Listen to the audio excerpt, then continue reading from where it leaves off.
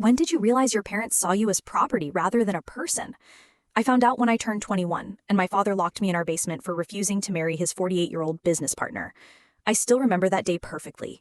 I'd just finished my third year of university, came home for summer break. My father had been acting weird, kept talking about this amazing opportunity, how our family was finally going to move up in the world. I thought he meant some business deal. Turns out, I was the business deal. Raphael showed up for dinner that night. I'd met him a few times before at my father's company events. Always gave me creepy vibes, the way he'd stare when he thought no one was looking. I never understood why my father was so insistent I attend those events until that night. We're halfway through dinner when my father starts talking about how Raphael has always admired me, how he'd make such a good provider, how lucky I was that such a successful man was interested in someone like me. I felt sick. Raphael just sat there smiling like this was all normal. Then my father pulls out a box, tells me Raphael has asked for my hand in marriage, and that he's given his blessing. I thought it was some sick joke at first, looked at my mother, who just stared at her plate. My brother Hayden wouldn't meet my eyes. I laughed, told them all to F off. That's when my father's face changed. I'd seen him angry before, but never like this. He told me I didn't have a choice, that Raphael was offering $2 million to merge our family businesses through marriage. I stood up, told him I wasn't for sale, tried to leave the room, but Raphael grabbed my arm, said he'd been patient long enough, said my father had promised him. I panicked, grabbed the nearest thing, a wine glass, and smashed it against his face. Everything after that happened so fast. My father completely lost it, started screaming about how I'd ruined everything, how I was nothing but an ungrateful bitch who didn't understand the sacrifices he'd made. Raphael was bleeding, saying something about taming me, and my mother was just crying in the corner. I tried to run, but my father caught me, dragged me downstairs to our basement. It was finished, had a bathroom, but no windows. We used to use it as a rec room before my father converted it to store his collectibles. He threw me inside, said I could come out when I was ready to apologize and accept my responsibility to this family. I heard the lock click, screamed until my throat was raw. No one came. Spent the first hours banging on the door, begging to be let out. My phone was upstairs, no way to call for help. I kept thinking, this can't be real. They can't just keep me here. Someone will realize this is insane. But nobody came. I could hear them moving around upstairs, heard Raphael's voice the next morning, still there, talking with my father like nothing was wrong, like the daughter of the house wasn't locked in the basement. My mother slipped some fruit under the door that evening. I begged her to let me out. She just whispered that I needed to cooperate, that my father had invested everything in this deal, that our family would be ruined if I didn't agree. When I asked how she could let this happen to her own daughter, she said sometimes women have to make sacrifices for the family. Then she left. By the second day, I was starting to panic. Kept hearing Raphael's voice upstairs, kept hearing my father talking business with him. They were finalizing details like I'd already agreed. I started to realize they weren't going to let me out until I gave in. My father came down that night, slid some papers under the door, marriage contract, told me to read them over, that I'd be signing them tomorrow, whether I wanted to or not. Said Raphael was being generous, considering my behavior. That's when he said it. You're worth $2 million to this family, and you will not ruin this deal. I sat in that dark basement, realizing I'd never been a daughter to him, just an asset, something to trade, property.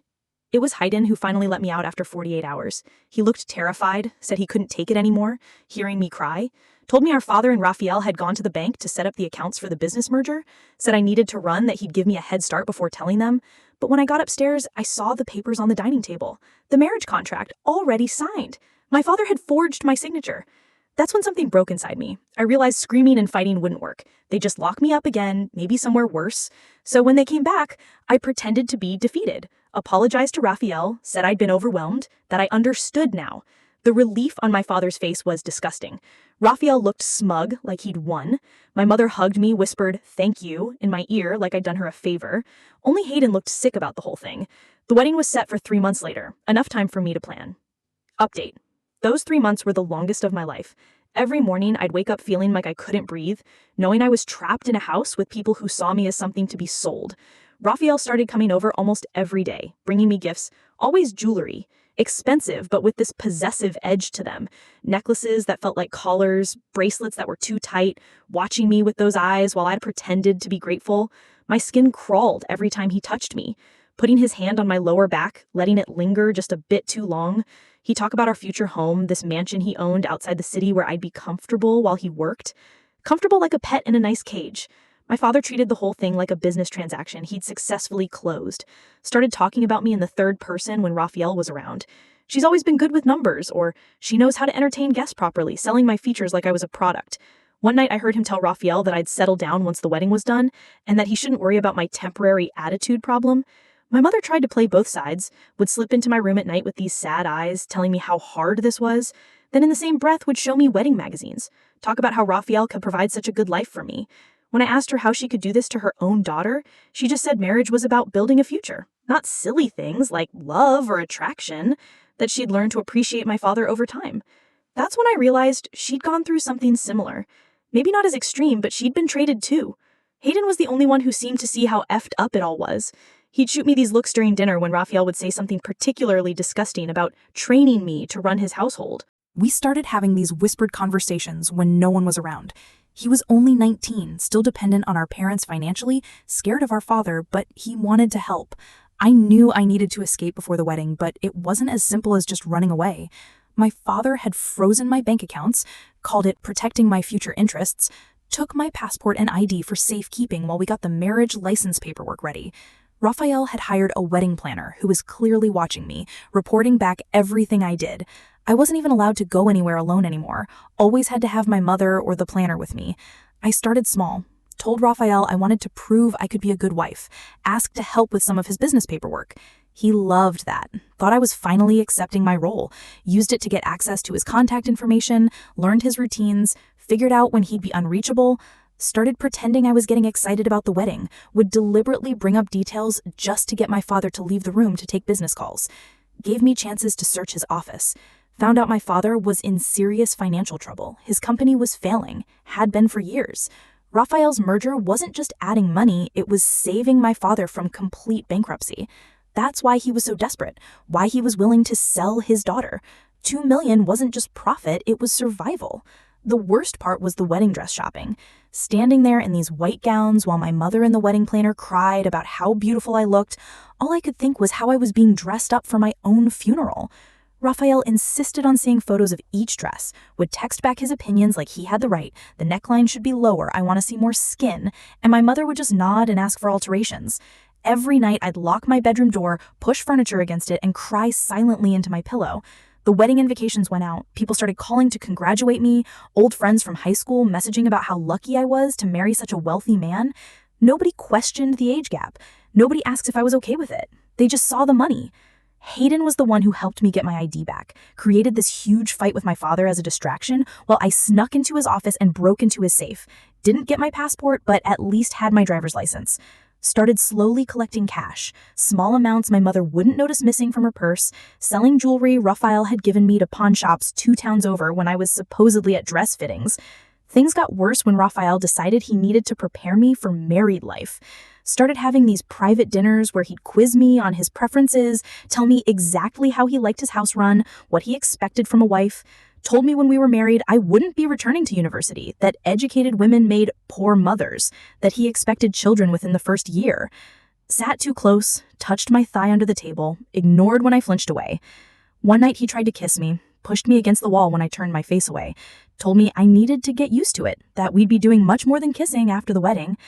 I had to force myself not to fight back, to just freeze instead of push him away. Couldn't risk him telling my father I was still resistant. Just stood there feeling his disgusting wet mouth on my neck, his hands gripping my waist too hard. 2 weeks before the wedding, I found out they'd already decided where I would live, what I would wear, even what I would be allowed to eat.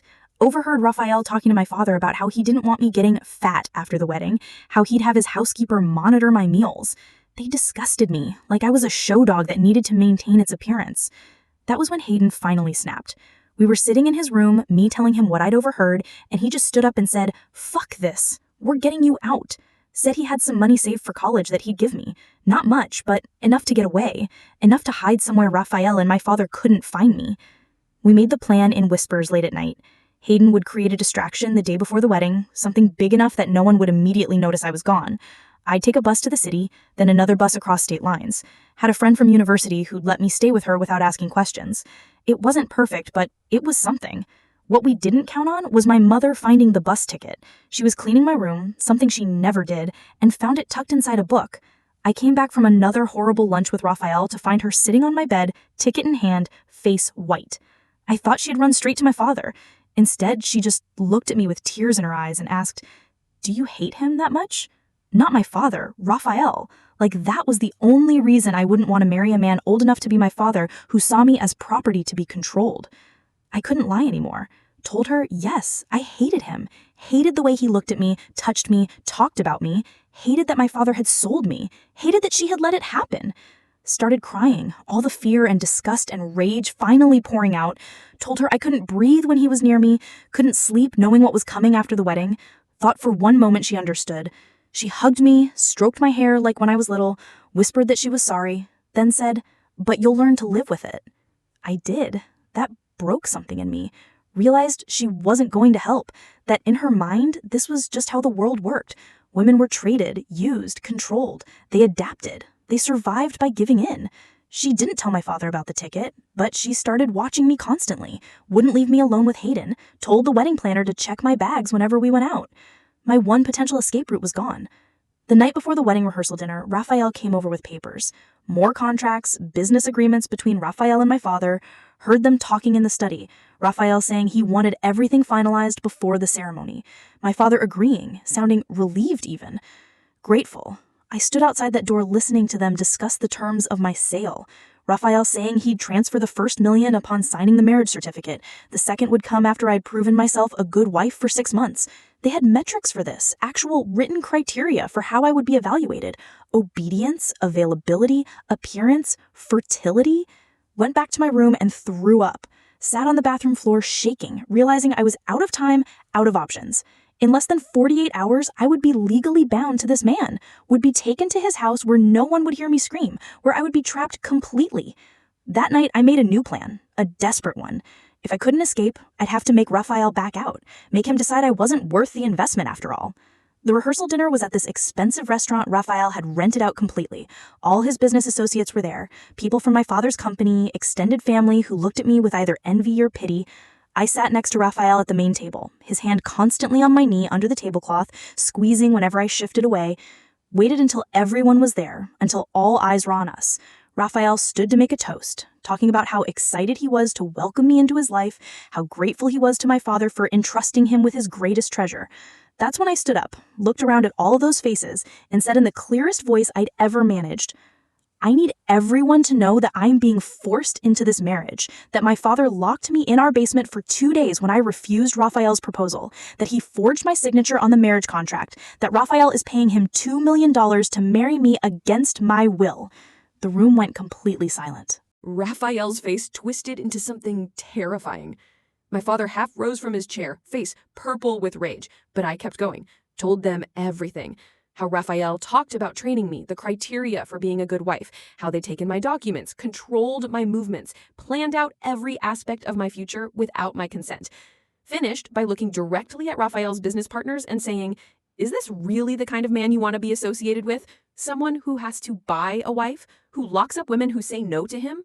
My father was across the room in seconds, grabbing my arm so hard it bruised instantly, hissing that I needed to shut my mouth. Raphael was trying to laugh it off, telling everyone I was emotional about the wedding, had cold feet. But I could see it in people's faces, the shock, the discomfort. Some of the women looked physically ill. One of Raphael's older colleagues was staring at him with undisguised disgust. My father dragged me out of the restaurant, practically threw me into the car. The entire ride home, he didn't speak, just this terrible silence that terrified me more than his yelling ever had. My mother was crying. Hayden looked both proud and scared out of his mind. When we got home, my father grabbed me by the hair, dragged me toward the basement door screaming that I'd ruined everything, that I'd destroyed our family, that I was nothing but an ungrateful tant who'd rather destroy her family than do her duty. Hayden tried to stop him, actually tackled him to the ground. They fought while I scrambled away, ran to my room, locked the door. Could hear them still fighting, furniture breaking, my mother screaming for them to stop. Sat with my back against the door, heart pounding so hard I thought it would break my ribs. Didn't know what would happen now. Didn't know if my plan had worked or if I had just made everything infinitely worse. All I knew was that I couldn't take back what I'd done, couldn't unsay those words. My phone started blowing up. Texts from Raphael, each one more threatening than the last, calling me a lying bitch, saying I would regret humiliating him, that no one made a fool of him and got away with it, that he would make sure I had nothing and no one when he was done with me. Then my father started pounding on my door. I could hear the wood splintering as he threw his weight against it, screaming that he would kill me himself before he let me ruin everything he'd worked for. Last update. I spent that night barricaded in my room, listening to my father rage through the house. He'd stopped trying to break down my door after Hayden called the police, but I could hear him downstairs smashing things, screaming about ungrateful children and family loyalty. My phone kept buzzing with texts from Raphael, threats mixed with bizarre attempts to salvage the situation. One minute he was saying he'd destroy me, the next offering to forgive me if I apologized publicly, like I was the one who'd done something wrong. The police came, talked to everyone. My father somehow pulled himself together, told them it was just a family disagreement about wedding stress. They didn't even ask to speak to me separately, just accepted his explanation and left. Classic useless cops.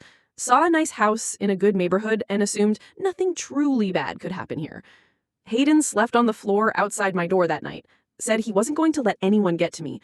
I could hear my mother crying in her bedroom, my father's voice rising and falling as he alternated between threatening her and pleading with her to fix this mess. Morning came, and the house was eerily quiet. I was afraid to come out, but eventually hunger and the need for a bathroom that wasn't attached to my bedroom forced me to unlock the door. Found Hayden still there, blurry-eyed but determined. He walked with me downstairs, keeping himself between me and any potential threat. The house looked like a hurricane had hit it. Broken glass everywhere, pictures knocked off walls, furniture overturned, but no sign of my parents. Hayden said they'd left early, heard the car pull out around 5 a.m. Neither of us knew where they'd gone, but I had a sickening feeling it involved Raphael. I was shaking so badly I could barely hold my phone, but I needed to know what was happening. Called my mother, no answer. My father, straight to voicemail. Finally texted a cousin who was supposed to be in the wedding party.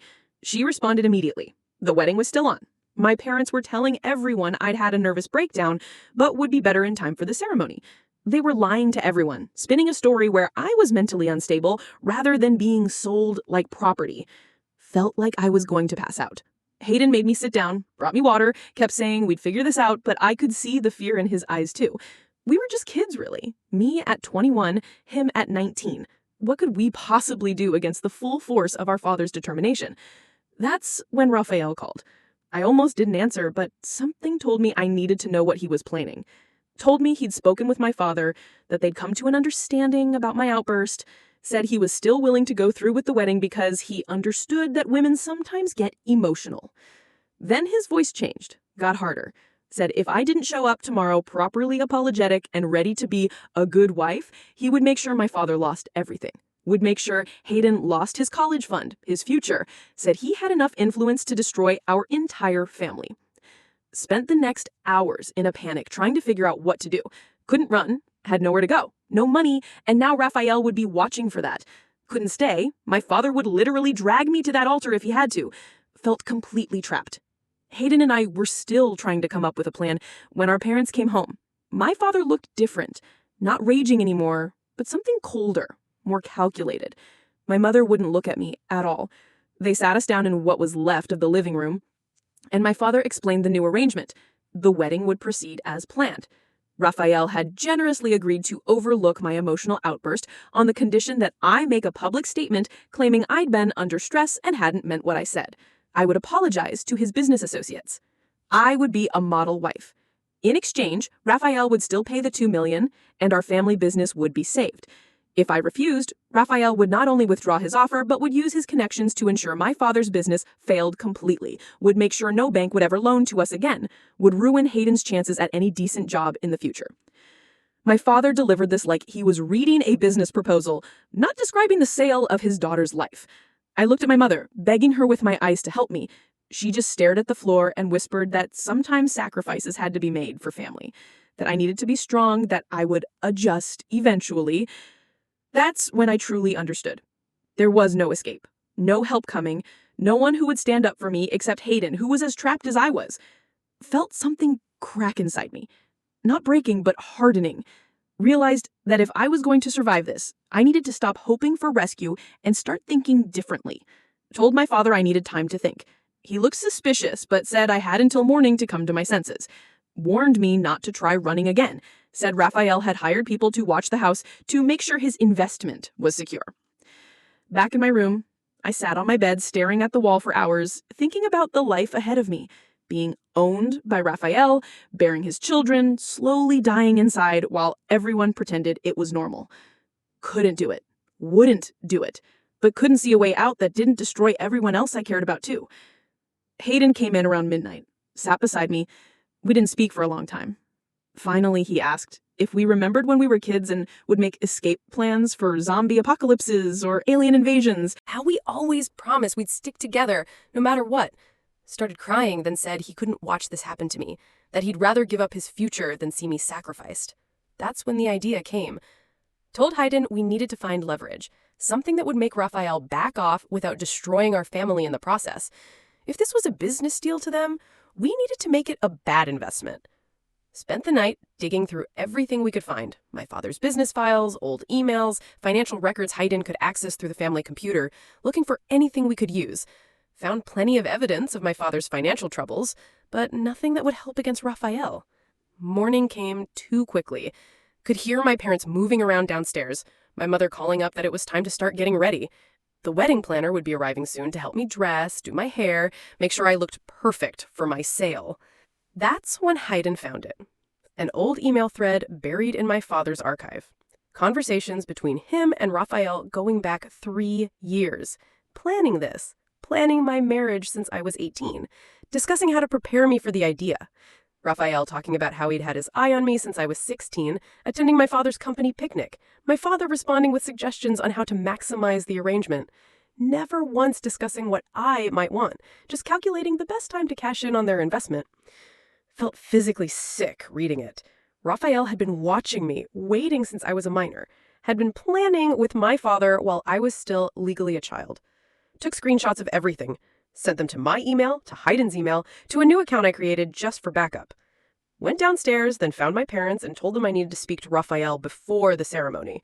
Needed to apologize properly, in private. My father looked relieved, thought I'd given in. Called Raphael immediately to arrange it. Raphael arrived looking smug, like he'd won. My father left us alone in the study, the final courtesy before delivering me to my new owner. As soon as the door closed, Raphael's facade dropped. Told me he was going to make me pay for every second of embarrassment I'd caused him, that once we were married, I'd learn exactly what happened to disobedient wives. I just looked at him calmly and showed him the emails.